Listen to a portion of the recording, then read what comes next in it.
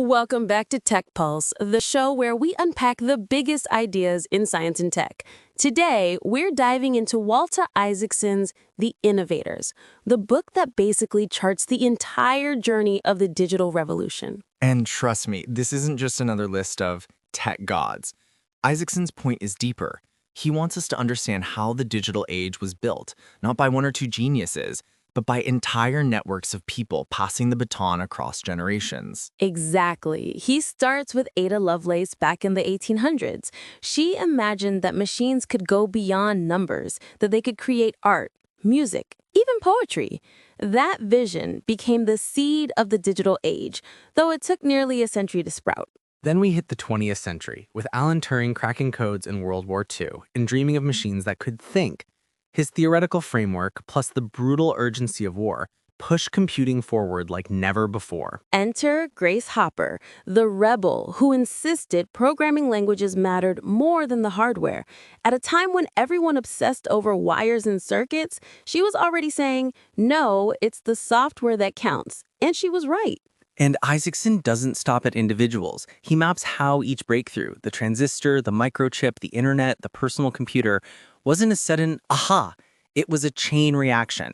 Decades of trial and error, vision mixed with execution, failures piled on top of each other until something stuck. He also digs into the cultural battles, open source software versus proprietary software, hackers versus corporations, visionaries versus pragmatists. The clashes weren't side notes. They were the engine of progress. So Isaacson's big thesis: innovation is messy, collaborative, and human. It's not about lone geniuses, it's about networks.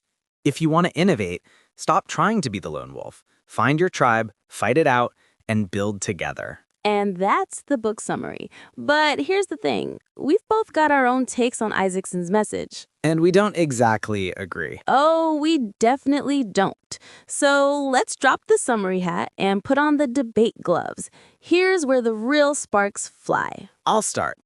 I think Isaacson underplays the role of individuals. Sure, teams matter, but let's be honest. No Ada Lovelace, no vision of computers creating art. No Turing, no framework for machine intelligence. Without bold individuals, we'd still be stuck with glorified calculators. Come on, that's romanticizing the lone genius myth. Lovelace had Babbage, Turing had entire code-breaking teams, Jobs had Wozniak. These so-called visionaries only mattered because others built their dreams into reality.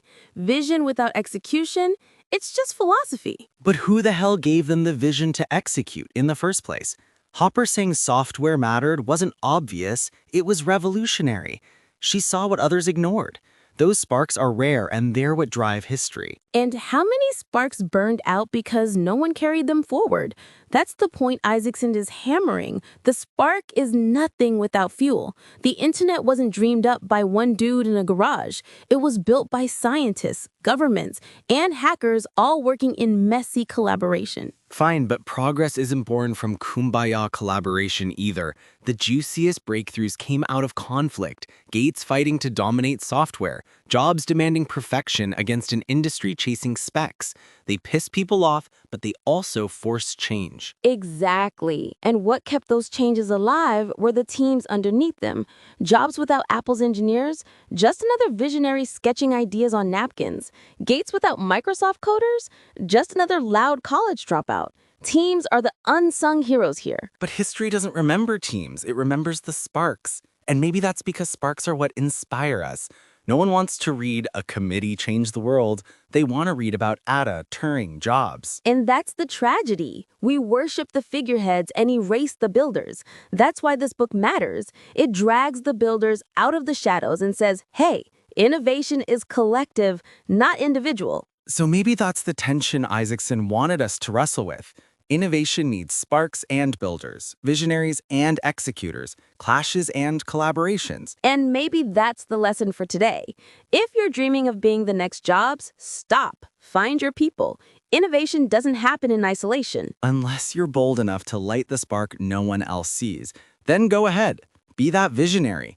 But pray you've got a team behind you, or your fire dies in the dark. And that right there is the messy beauty of innovation. Sparks and networks, conflict and collaboration, humanity in all its chaotic glory.